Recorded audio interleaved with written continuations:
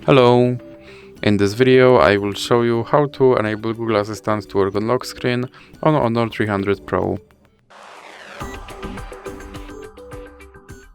So you have to start by opening your Google app, then click on your avatar and go to settings. Now click on Google Assistant and click on Hey Google and Voice Match. Then click here to enable your Hey Google, and now you have to scroll down and click agree, then scroll down and click agree again, and click next.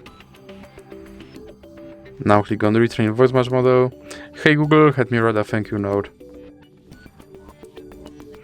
Hey Google, what's the weather tomorrow? Okay Google, explain how a rainbow is formed.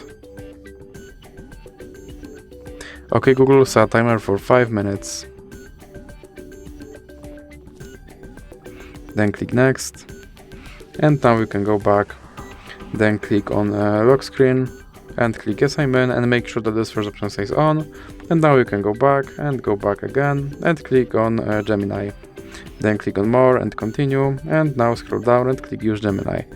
And now let's check if my Google Assistant will work on lock screen. Okay Google. And as you can see, my Google Assistant works on lock screen. So that's it for this video. If you liked it, please remember to leave a like and subscribe.